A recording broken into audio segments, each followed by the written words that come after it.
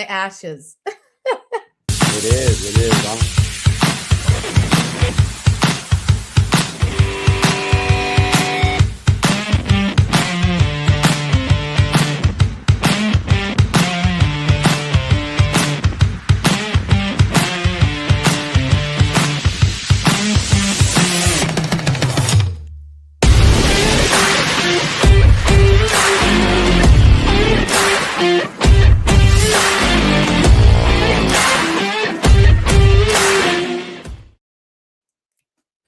Good afternoon, everyone. I'm David Meltzer, and I'm blessed to have the best co-host in the coast, and that's Ash Wednesday's favorite, Renee Marino.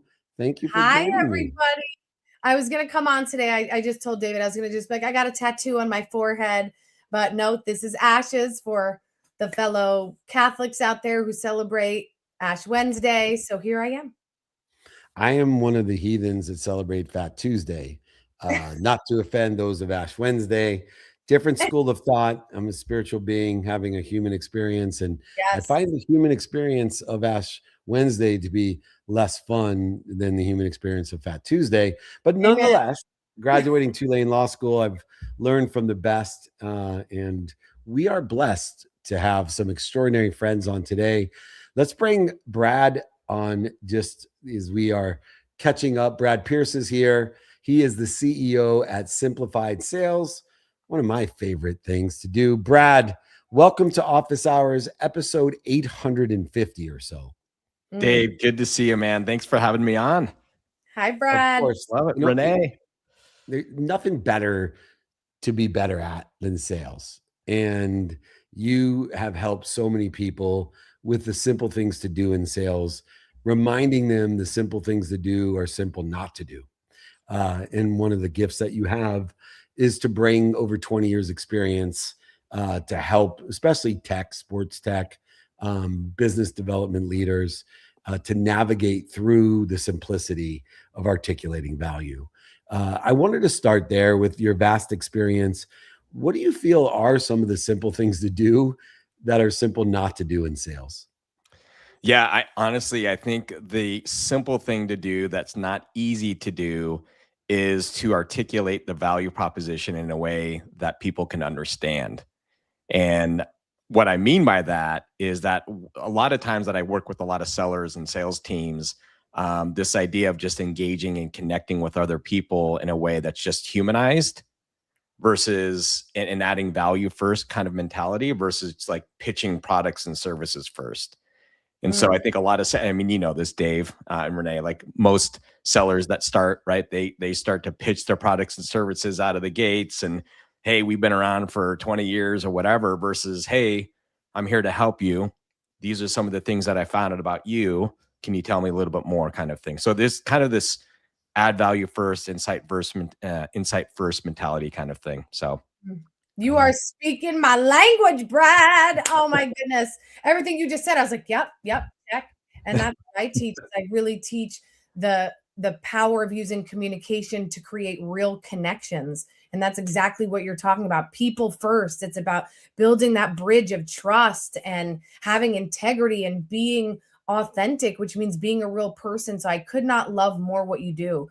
My question is, how do you, in your training, how do you encourage and teach those that you are teaching about listening? Because listening is such a huge component of being able to create those real connections. Because like we all know, some of the amateur sales people in the world, they go in with their script of what I got to say. And then as the other person is talking, they're thinking about what they have to say. So how do you bring in that listening component? Well, it's funny. You guys have heard the adage, like God gave us 2 ears and 1 mouth. So we've got to listen more than we talk. So what I try to teach a lot of these sales reps is that your ability to be able to kind of lean in and ask questions and curiosity and then just stop and listen. Because what will happen is if, I mean, you guys know this already, but you lean in with curiosity, people are going to start to talk about themselves, their problems, and all the things that they are trying to deal with. And if you just listen with intent, you can get a lot of information out of that.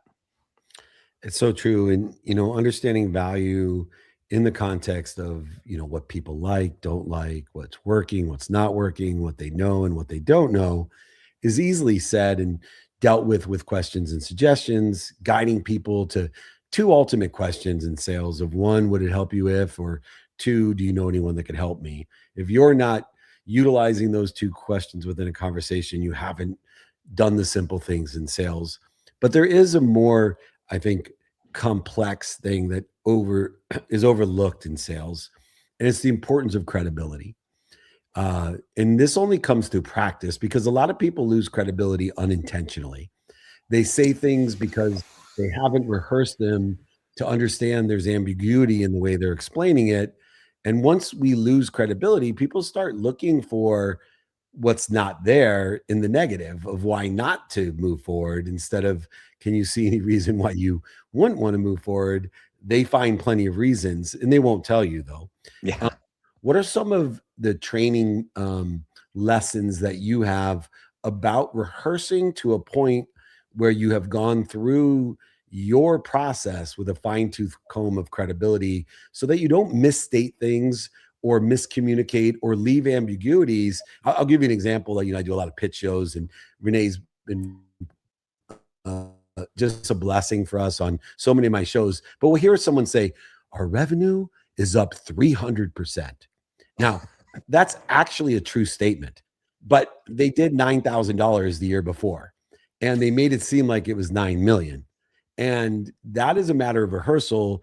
And it's an ambiguity that is not lying, but it's an ambiguity that now made all of the judges say, what else are they exaggerating about or hiding from us?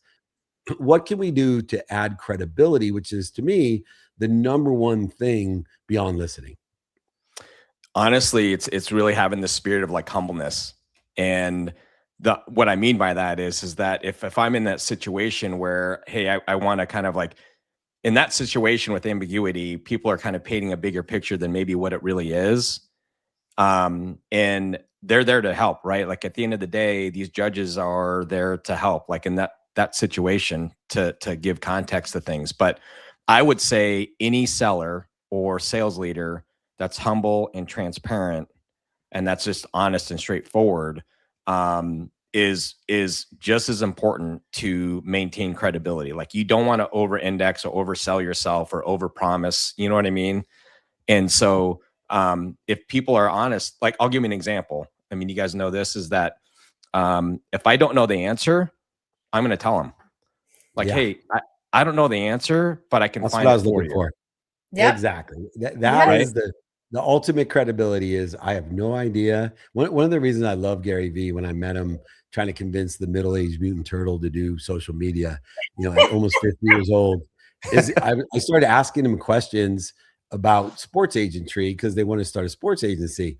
And he's like, no, I don't know.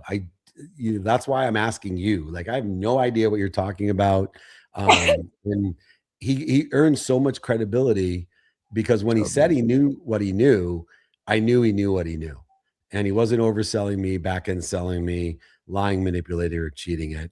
That's what you've built your number one position as a sales leader, rep, etc. Being the number one guy in sales, by the way, Renee, it's like getting straight A's. It takes twice as much effort to be the number one than it does the number two. My grandfather told me, Dave, it's a lot easier to get all A's and a B. It takes half the work, because it takes twice as much work to get that last A. And if you just get a B, it'd be a lot easier. I feel the same way. I'm always looking for people that are number one, because it does take a lot more effort to be number one than number two, if you have the same skills, knowledge, and desire. Brad Pierce, thank you so much. We have so many other shows. We look forward to seeing you down in Florida, invite you up to New York. Always invited, not obligated. He comes from the same background as me with sports and entertainment, always been the number one guy. Check out, if you want to be the number one guy, learn from the number one guy, simplifiedsales.com. Thanks for joining us, Brad. Thanks, Brad. See you guys. Thanks again. Take care. All right. Take care. Keep up the good work, brother. He's such a stud. Good. I know. Now we're going to bring the king on. So that was the prince. Yeah. That was the prince. This guy, right? This guy's the king. My name means beloved servant. Michael King is the king. If you're not familiar, get familiar. He's the founder of Teams.coach, the king of Nebraska. Mike, you probably thought it was someone else. The king of Nebraska is actually Michael King. Welcome to episode 850 of Office Hours. Let's go. Episode number 850. Come on, man. It's great to see you guys. Great to it's see you, probably Renee. a little conservative. Gigi and I haven't been early on. We weren't really good at counting, and we didn't want to exaggerate. So we probably are closer to 900, but who's counting? Anyway, I want to talk about something I'm not very good at, but I was born into music. You may not know this about me, but my grandfather was a very famous jazz pianist. He worked with Benny Goodman in the big band era. One of the greatest achievements of my life was I got my grandfather in Super Bowl 88 in 1988 Super Bowl in San Diego. He was one of 88 pianists at the halftime show. Wow. Incredible. Which is incredible. And he was almost 90 years old, which is super cool. And but he was a real musician, and he wouldn't allow his kids to become musicians because he dropped out of dental school to join Benny Goodman. And he was afraid that if his kids were musicians, they wouldn't go to graduate school, and then the fetus wouldn't be fully developed like he wasn't. And so I have no music in my background, but I love music. And it's like sports. It's a backdrop to everything to me. Music is a backdrop to everything, no matter what your capability is. So for you, it seems like your entire career that, you're extremely good at it, but it's also a backdrop to everything you do. How is it a catalyst and a backdrop to everything you do? Because, when we start to think about, and I'm kind of like the same way. I grew up in a music family. I had a music industry background before I got into ministry work, and then before I got into executive coaching. One of my creative directors came up to me and said, "Hey, can we start incorporating in some of this music stuff that you're doing in the music industry in the coaching vertical?" And my response was, "Is that legal? Can we actually do that?" And we came up with something good. So I'm super proud of what we're doing right now. But here's the thing is, and I think that you get this, is that, and you've heard this before, this isn't new, but the way that you make people feel is the only thing that they'll ever remember about you, right? And feeling is the gateway to awareness. And that's the thing that I love about what I get to do, is that I create experiences and I help people be in tune with what's going on inside of them, and be able to create messages that transform and actually penetrate hearts. And I think that is the key. It doesn't matter whether I'm coaching an executive or whatnot. There is something that is just kind of underlaying across the creative spectrum, to where if we can unlock an emotion, a feeling, a memory, it takes people to the next level. So good. Michael, so good. We spoke a little bit before we started filming that I've been a singer my entire life, since 5 years old, and I'm very familiar with the recording studio, and I was on Broadway for many years. So I just love what you're doing, because music is what's universal. So if we want to connect with people, using music is one of the most powerful ways to do that, because whether it's in a different language, whether it's a style that we're not always used to, we can still feel the connection and we can feel the story through it. So I think it's such a beautiful way to mesh those worlds of coaching, speaking, and performing. So I just really want to honor you for that. I'm doing a little bit of that myself, and every time I get up on stage, you'll hear me sing. It just naturally comes out. So I just really encourage you to keep going with this, because I just listened to your song and it is so beautiful. So I'm gonna be watching you. Oh, thank you so much. Yeah. And that song, Unbreakable Things, was inspired by your own journey. And it's so interesting. I talk about the common denominator of all the successful people that I'm blessed to work with. People like Brad Pierce, people that, the billionaires, millionaires, entrepreneurs, celebrities, athletes, and entertainers at the highest level, like Renee, they have one common denominator. And that's what this song, your latest release, really meant to me. It's to remind people not only of the elevated awareness that comes through vibration and frequency, as you utilize in your keynotes and your podcast, but this common denominator of a desire that you must be what you can be. My mom used to always say, your purpose, David, and this is what's led me to Napoleon Hill, your purpose better be greater than your pain.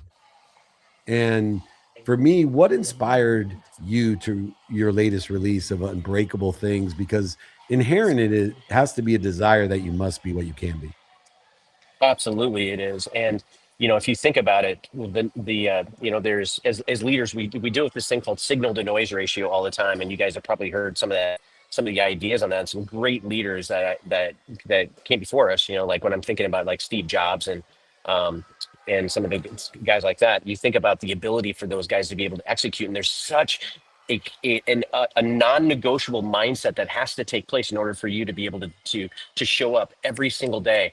But what ends up happening is that we live in a world right now where every single person, including both of you, you wake up every single day and the world is trying to tell you that you're not good enough, that there's something wrong with you, that there's something broken in you.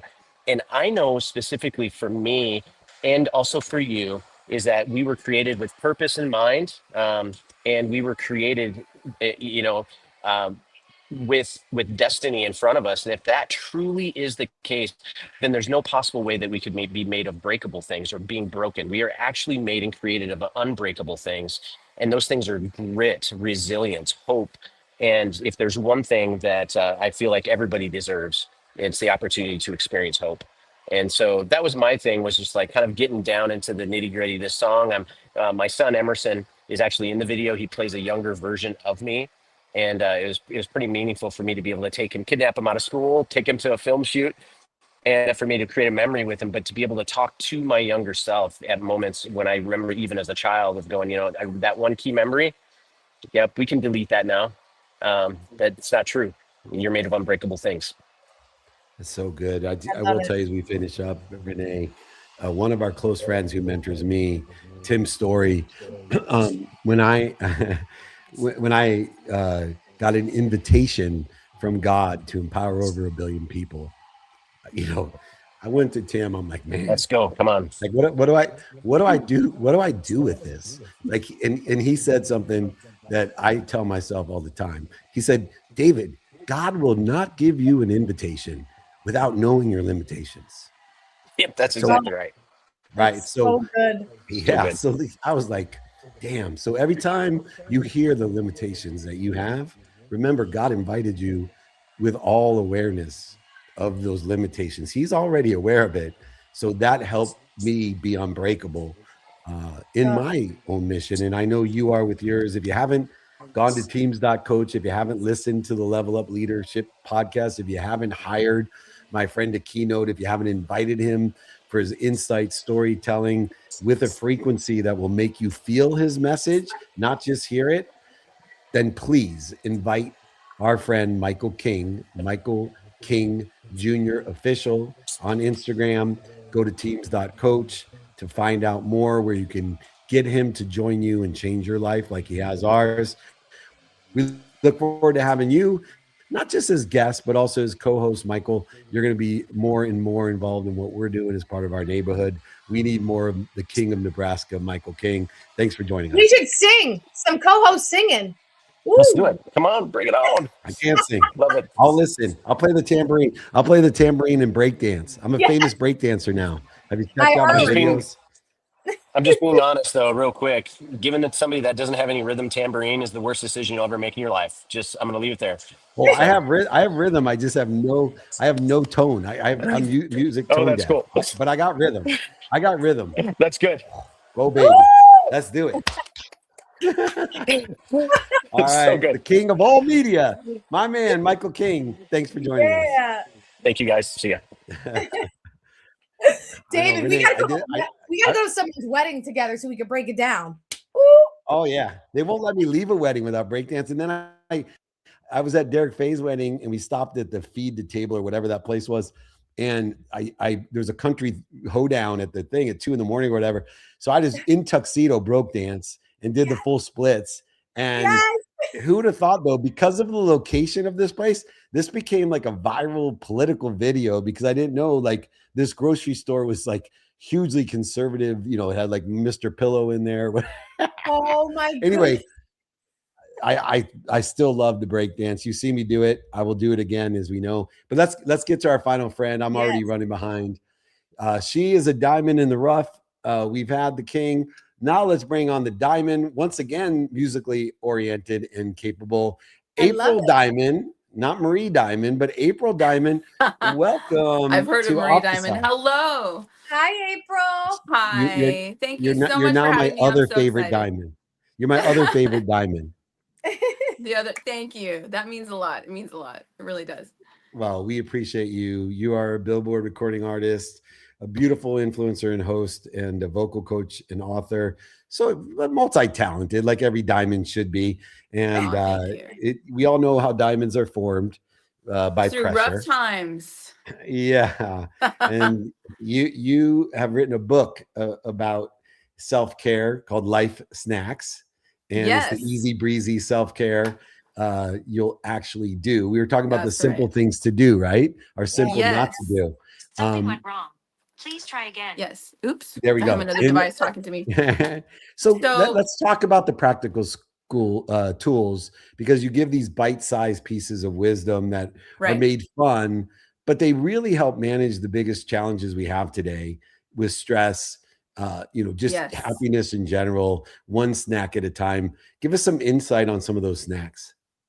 Yeah, some of the snacks are what is a snack and what's not a snack. And I really have to really say thank you to my co-writer, Katrin Becker, who definitely got to have her with me at some point. She's incredible, and she really came up with the concept. She and I both did, and I think the thing that she and I did well together is we had multiple conversations for like 2 years. And one day she called me up on one of my drives to Vegas because I have a show out here. She said, we've been talking for a long time, and I took notes, and we have a book now. And I'm like, we have a book? Okay. Yeah. And let's decide what we're going to call it. And we talked about snacks and snacking on, different things in life. We like snacks. We like to eat. We like to, feel good. We love to enjoy our food. And there's like a combined, group sense of family when you sit down to dinner or when you have a snack, there's the meal and then there's the snack. So the snacks in life are the things that she and I agreed that we all need a break. We need some human moments. And as a singer and a vocal coach, I got to say that, and you're a singer, my dear, and Broadway and all that, you understand, like, you got to have those moments where you step back and you got to, connect with your own self and what you're feeling and what you're doing, and how everything is moving so fast that you need a snack that makes you stop and be human for a moment. Walking away from your phone, your digital devices. What do I need right now? I need a cup of tea. I need to walk outside and take a deep breath, fresh air, and count my blessings and do some gratitudes, but really disconnect from the digital and have human moments. And because the world is moving so fast, we definitely need to do that. We have these different chapters on snacking on stillness, snacking on peace. We have the charcuterie board of snacks, of life snacks, where you can pull from multiple things. And I'm going to do this, and I'm going to combine those 3 snacks because I need that today, because I need stillness. I'm triggered, I have anxiety, and I need some better responses. So snack on some of the responses that you give, so you don't do it out of a triggered sense, but you do it out of a sense of, I can't answer that question right now, but I will get back to you. And I really like that. It gives you a moment to be human. I love this, April. Our books need to stand side by side, because literally that's so much of what my book talks about, becoming a master communicator. And it's all about, taking the time to communicate with yourself, put the digital devices aside to use as a tool, but not the tool. And I really honor the way that you have brought this practical concept into such a fun way. I mean, I'm Italian. Yeah. I love eating. So the minute I see Me snacks, too. I must have Italian somewhere in here, because I just love to eat all the time, and I can't. It's what I want to. And eating, like you said, is such a connective thing that we do. So to give people this idea that it's just a snack, it's bite-sized, it's simple. This idea of simplicity keeps coming through today, and there's a reason, because we live in such a complex world, right? We're texting, we're emailing, we're doing this, we're all over the place, and we need this time to slow down, to speed up. And this is so important. So I'm really excited to read your book, and it's such a powerful tool for the world now. I really think that it is. It gives your personal power back to you, right? One of the things that when Catherine and I were about to publish the book, the first chapter is about snacking, about actual snacking, about eating. You know, why do we emotionally snack? Like eat. Why do we eat our feelings? I'm like, is that really a good way to start the book? But and you know what's interesting is that even my dad sitting at the table, he looks at it and he goes, "Oh, what do I actually eat? Yeah, you know, I probably shouldn't." And people start telling me what they should be eating and should not be eating, and I'm like, and I didn't even say anything. They just read the first chapter or looked at the name of the chapter. And what I love about this book is that these are things that will make people go, "Oh yeah, I've never thought about that. Oh yeah, I do need some peace. Oh yeah, I probably shouldn't eat that whole bag of potato chips. Maybe I just need to go outside and rest. Maybe I just need to like sit down and take a 10-minute power nap. Maybe I just need some moments to myself. Maybe I don't need food right now." Because I Yeah. think food has been a sense of like relief, a sense of I can connect to that and I know I'm going to get a feeling. I'm going to get that happy pill. I'm going to get that, you know, whatever that feeling is. And I'm not, and we're not saying that we're perfect at it because we like to eat too. But what we're saying is that maybe that's not what you really need.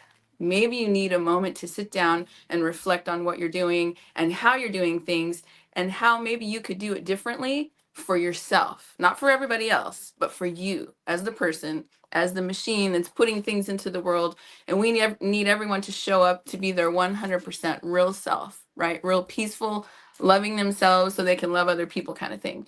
And we start with snacks. It's not the whole meal.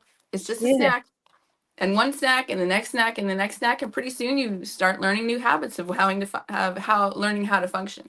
So differently. So So strong. beautiful.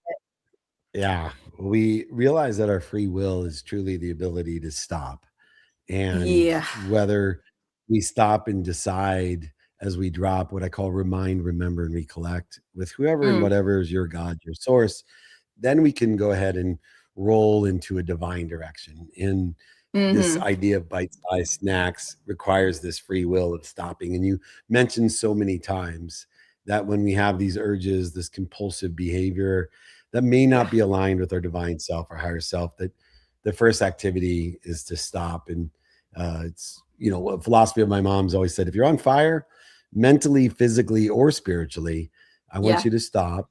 I want you to drop, breathe, and then roll into your divine self, your higher self, your Mm. best self, Yes. and those values that she taught me. As I am celebrating my mom's life, as tomorrow is the 1 year anniversary of her Oh, passing, uh, and Oh, your two beautiful ladies remind me of her so much. So I oh, oh, that's really so enjoy that. sweet. I am What a great way to end. We are going to be in Vegas next week. I have my studios at the Win, and amazing. I'd love to invite you to dinner with our crew and cast. And we have some great, amazing people. I Oh think my Marie gosh, I would Diamond love will be to. there. So all my And I would teammates love to out have in, you live with April Diamond. I have a streaming show on Hey Vegas yeah, TV, live with April Diamond, and I also on my Instagram too. So however it works out, would love to have cool. you. And I just, you know, I'm so inspired by all of you and all the beautiful Thank you. things you're doing. And you know, you're putting so much love out into the world, and we really need that. And we're all different, and we're all the same, you know. And I wrote this book with my friend because I needed it, right? Because I do so many things and I love all of it. And then I get going and then I don't have any sleep and then I'm tired and then I have anxiety and I have all these things. And I said, I need a snack. I need to slow down. And I want to help my friends do the same thing, you know. So it's for all of us, you know, putting good things in the world. But we've got to take care of this machine first before we can really fill others' cups, right? I think you know that's kind of your thing, right? Yeah, serve Yeah. from the saucer, serve from your saucer, not your cup. Let your life Yes. overfill with everything you desire. And you are definitely in our neighborhood. Let's everybody go out, get the book. It's everywhere, has been.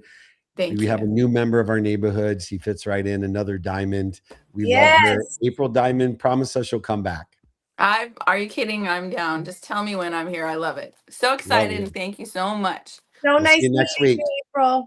We'll Take see you care. next Thank week. you. All right. We'll see you next week. Cheers. You're awesome. Goodbye. How Oh, beautiful is she? oh, Wow. I had two fabulous women here today. This is awesome. All right, Renee, you know, my MO is I can't let people leave without a takeaway or else we've yeah, just wasted our time. yeah. So although everybody thinks they heard you, what moved you today? What takeaways are you taking away? Oh, I'm like so emotional now. David, like when you were talking about your mother, first of all I was thinking like, what a gift to be raised by this woman. Like those principles, like she was so ahead of her time.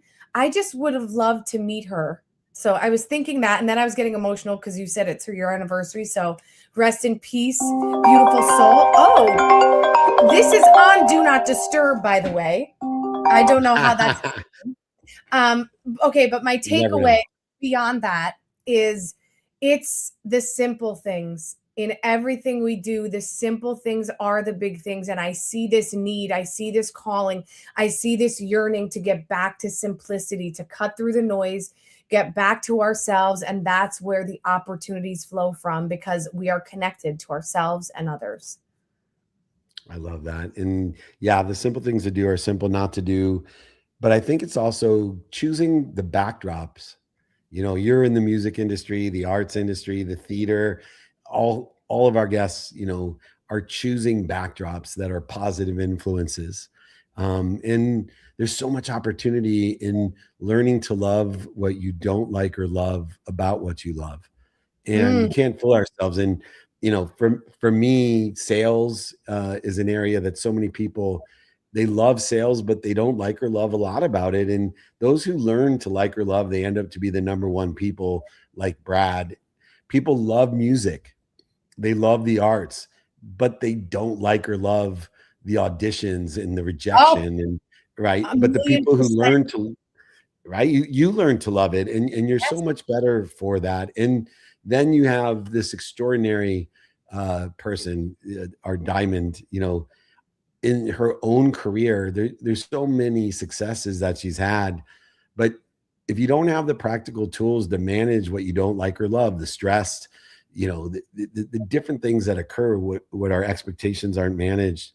So, my takeaway is to truly learn to love what you don't like or love about the backdrop that you pick. Mm. And we will all be better off. I want to remind everyone, buy Don't Do Business with Dicks. Create positive influence in your life. Remove toxicity. If you buy the book, let me know you bought it. I'll send you my other books for free. You don't got to prove it to me. I'll believe you. David@dmeltzer.com. Renee, where am I going to get to see you next? Vegas, Anaheim, go fund yourself, New We, York. Where are we we need seeing? to make this happen. I'm flying to, well, I'm keynoting next week in Minnesota for a Nice. sales summit. Bring Uh, your jacket. and oh, I know.